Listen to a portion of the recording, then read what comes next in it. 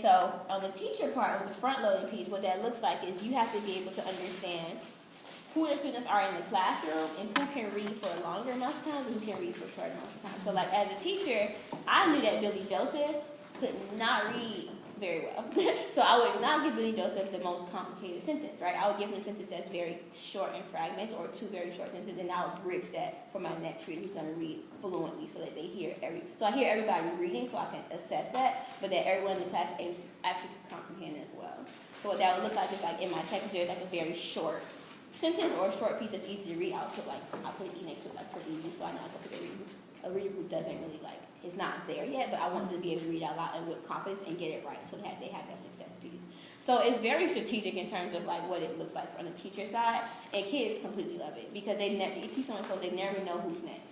They literally never know who's next. So I can have you read for 3 sentences and then I bridge it for 2, and I can have you read for 1 and I jump into Sabrina. Right? Like they're like, what the hell? Like Miss Johnson, she just read for 3. Like why could I control Miss Johnson controls the game? I'm Pac-Man in here. Like you guys are just following along, and it makes everyone on their toes. And I gave my kids participation grades for control of the game while we read out loud. So like if you missed your mark and if you crashed the game, your participation grade just went down. So everyone starts with an A.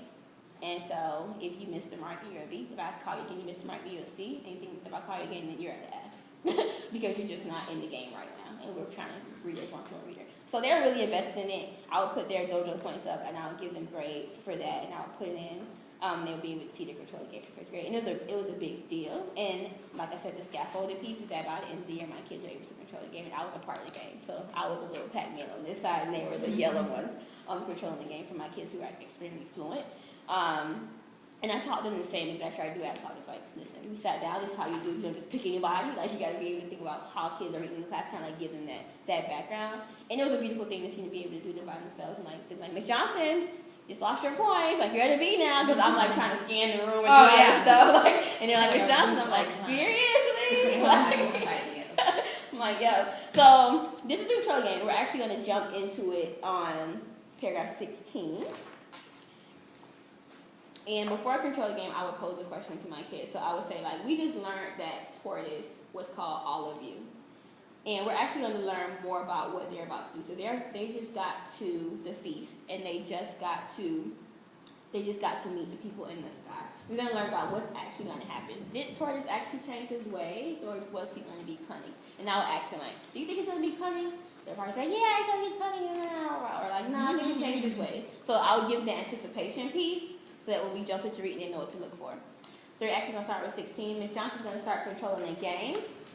Expectation of reading are the same, eyes on the text, pencil or pen in hand, annotating as we go ready to jump in and read. Remember, this is control of the game, so Ms. Johnson will control it, and we all are planning to be one fluid reader. If you miss the mark, your participation grade goes down 1 letter grade. If you miss the mark again, 2 letter grades.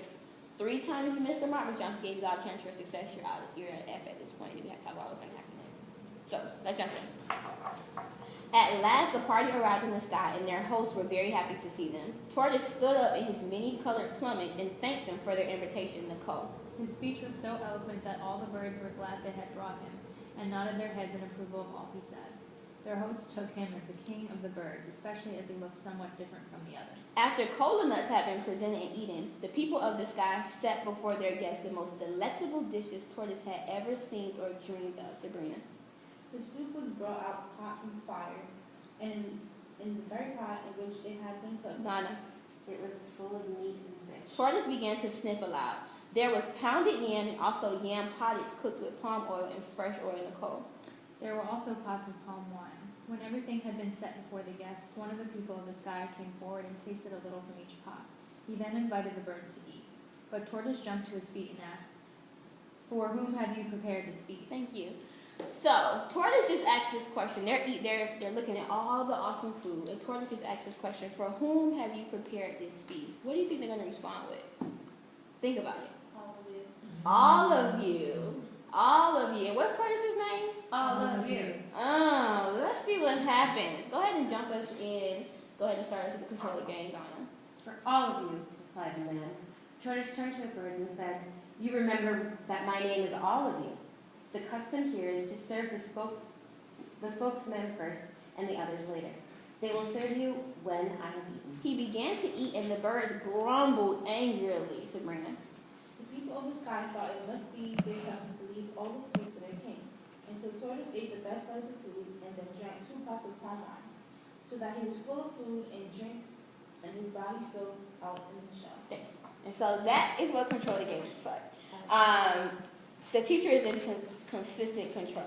And it's not just popcorn to anybody, like it's strategic about who you choose to read at what pieces in the text. Like some of these sentences are very short, so I know that my readers who need that success out loud and fluent reading, I would pick them to choose that one.